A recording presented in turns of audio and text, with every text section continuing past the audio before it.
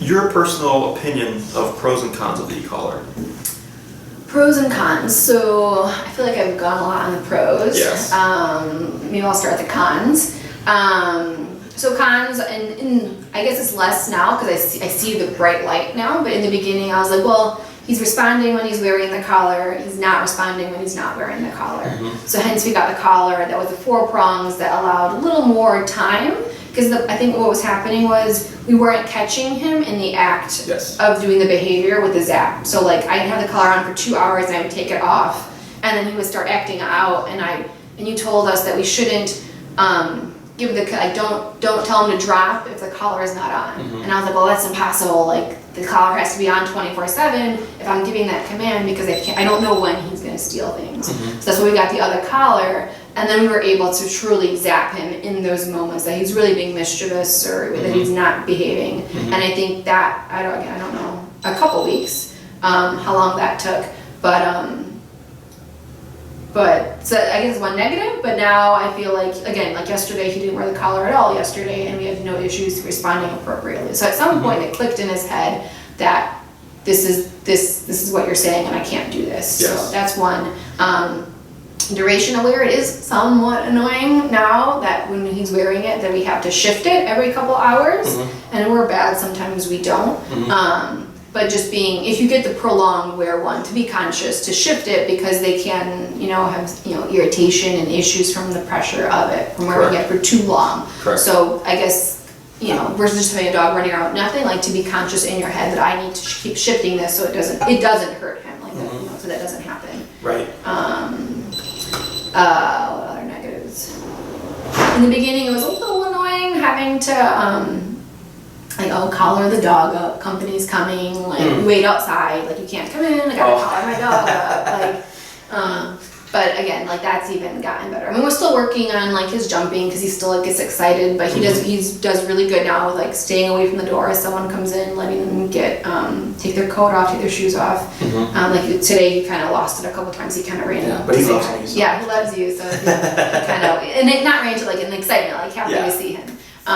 So I guess that's one other, but again, to me, the couple of seconds to put the collar on, to have the behavior I want and to reinforce that is worth that couple seconds of time, versus, again, not being able to reinforce it, not having the control that I want and need to have when company comes over for when we're around the house. Yes, and this is a real common thing. So in regards to the dog's behavior with and without the collar, inside the home at some point, in most cases, exception being when I get my really dangerous cases, the collar goes away, because inside the home, you spend most of your time here, you're able to reinforce things a lot more as opposed to outside, right?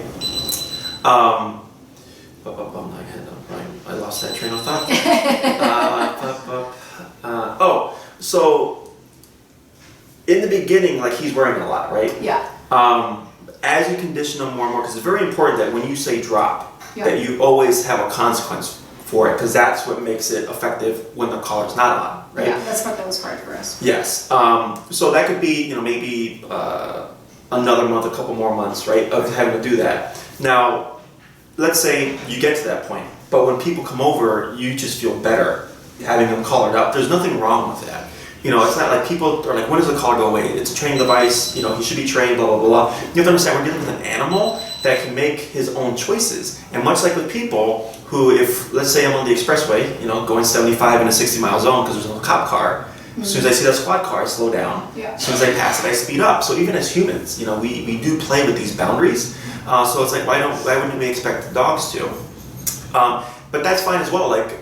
Some of my clients, their dogs make a complete 180. I'm like, you don't really need the collar other than outside. And they're like, I just feel better. Yeah. I'm like, then by all means use the collar. There's no rule and nothing that says, yes, you have to have your dog trained to this extent and you have to remove this by this time. Yeah. It's different for every household. Yeah. Definitely for my more extreme aggression cases, I tell people, this dog's too much of a liability. Make sure you always have them collared up when people come over, just because we want to have that control and we know it does affect the dog's behavior.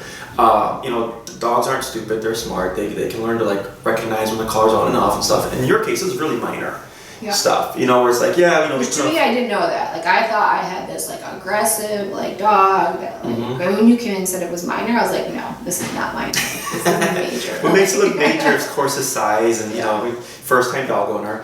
But you know, I'm very transparent with people, right? And I told you exactly what you're dealing with. Yeah, I appreciate that. I feel like you're very like direct, and I don't know. We respond well to that because I don't know, every session we came to, like, it was very informative, and that hour chunk of time that we worked with you, it was like, I don't feel like a minute was wasted. Like, I feel like you guys had a lot of questions. There was a question and then another question coming in. I have my phone, so that we got a whole. I was like, I'm gonna get my money's worth. I'm gonna get the whole hour. I'm gonna ask my questions and use every ounce just to like, because I need this dog to behave. Yes. So please, I encourage everybody. When I show up, I love it when people have lists because you know. You're really wanting to fix the problem. Yeah. You know, and I love working with these, you know, types of families because it motivates me to work. You know, I'm like, you want the answers? Here you go. Like, Yeah. you know, definitely get your money's worth. Squeeze every penny you can out of me. Yeah. I'm not one of those people that's just like, no, like you only get this much and this much. I'm like, no, but you pay for my time. I'm here. What do you need? No, we definitely maximized on that. Let me see here. So, actually, I think that was my last question.